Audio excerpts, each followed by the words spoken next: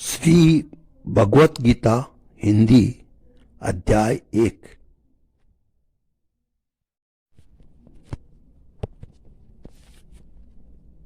धृतराष्ट्र बोले, हे संजय, धर्म भूमि कुरुक्षेत्र में एकत्रित युद्ध की इच्छा वाले मेरे पांडु के पुत्रों ने क्या किया?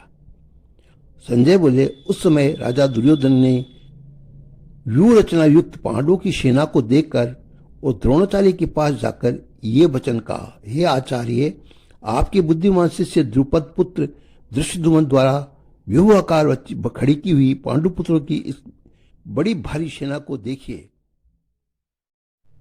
इस सेना में बड़े बड़े धनुष वाले तथा युद्ध में भीम और अर्जुन के समान सूरवीर सात्विकी और विराट राजा महारथी राजा द्रुपद, धृष्टकेतु और चकिस्तान तथा बलवान काशीराज पुरोजित, कुंती भोज और मनुष्य में श्रेष्ठ सभ्य पराक्रमी युधामन्यु तथा बलवान उत्तम भोजा, सुभद्रा पुत्र अभिमन्यु एवं द्रौपदी के पांचों पुत्र, ये सभी महारथी है। ये ब्राह्मण श्रेष्ठ अपने पक्ष में भी जो प्रधान है उनको आप समझ लीजिए। आपकी जानकारी के लिए मेरी सेना के जो जो सेनापति है उनको बताता हूं।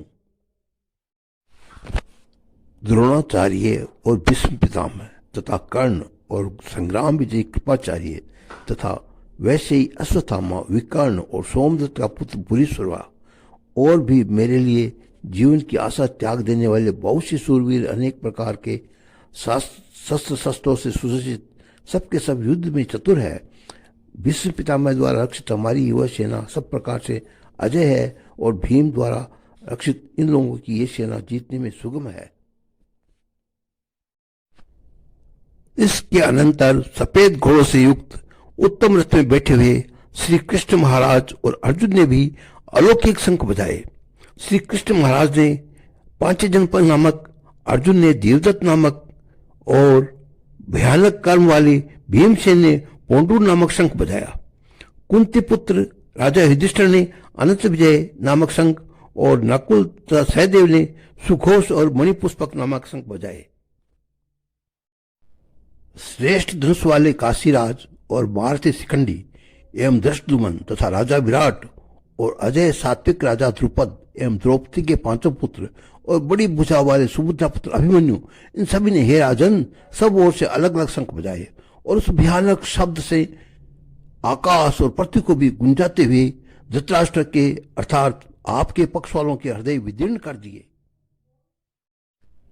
हे राजन, इसके बाद कपिध्वज अर्जुन ने मोर्चा बांधकर डटे हुए धृतराष्ट्र संबंधियों को देखकर उस शस्त्र चलाने की तैयारी के समय धनुष उठाकर ऋषिकेश श्री कृष्ण महाराज से ये वचन कहा, हे अच्युत, मेरे रथ की दोनों सेनाओं के बीच में खड़ा कीजिए और जब तक मैं युद्ध क्षेत्र में डटे हुए युद्ध के अभिलाषी इन विपक्षी योद्धाओं को भली प्रकार देख लूं कि इस युद्ध रूप व्यापार में मुझे किन किन के साथ युद्ध करना योग्य है, तब तक उसे खड़ा रखिए।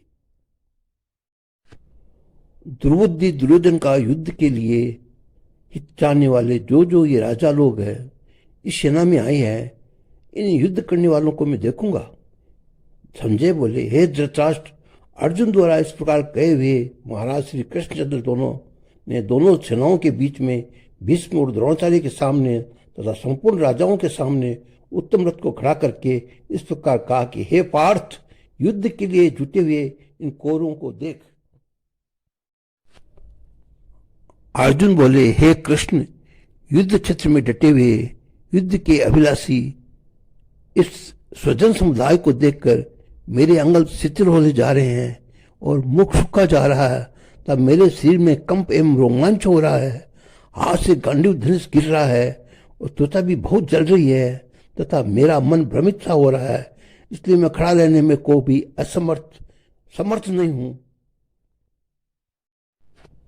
हे केशव, मैं लक्षणों को भी विपरीत ही देख रहा हूं तथा युद्ध में स्वजन समुदाय को मारकर कल्याण भी नहीं देखता।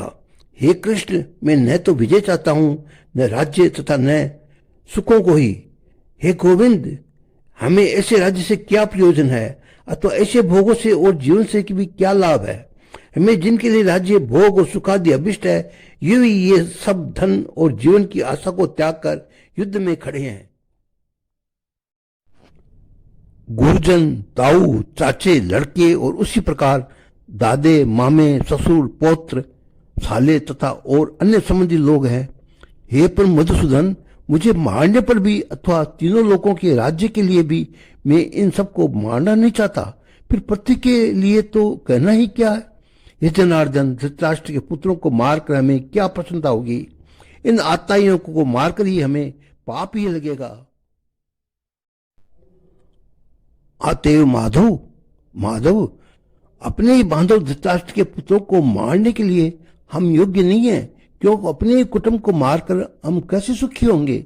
यद्यपि लोभ की भ्रष्ट चित्त हुए ये लोग से कुल के नाश से उत्पन्न दीप को और मित्रों से विरोध करने में पाप को नहीं देखते, तो भी हे जनार्दन, कुल के नाश से उत्पन्न दोष को जानने वाले हम लोगों को इस पाप से हटने के लिए क्यों नहीं विचार करना चाहिए?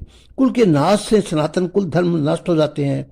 धर्म के नाश हो जाने से पर संपूर्ण कुल में पाप भी बहुत फैल जाता है। हे कृष्ण, पाप से अधिक बढ़ जाने से कुल की स्त्रियां अत्यंत दूषित हो जाती है, और हे वासनीय, स्त्रियों के दूषित हो जाने पर वर्ण संकर उत्पन्न होता है। वर्ण संकर कुल घातियों को और कुल को नरक में ले जाने वाले के लिए होता है। लुप्त ही पिंड और जल की क्रिया वाले अर्थात श्राद्ध और तर्पण से वंचित रह के पितृलोक भी अधोगति को प्राप्त होते हैं। ये वर्ण संक्रांत दोषों की कुल घातियों के सनातन कुल धर्म और जाति धर्म नष्ट हो जाते हैं।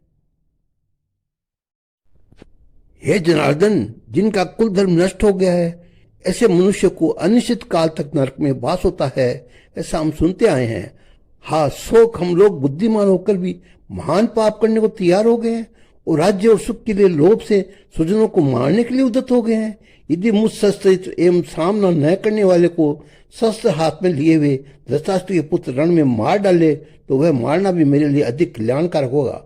संजय बोले, रणभूमि में शोक से उद्विग्न वाले अर्जुन इस प्रकार कहकर बाण से धनुष को त्याग कर रथ के पिछले भाग में बैठ गए।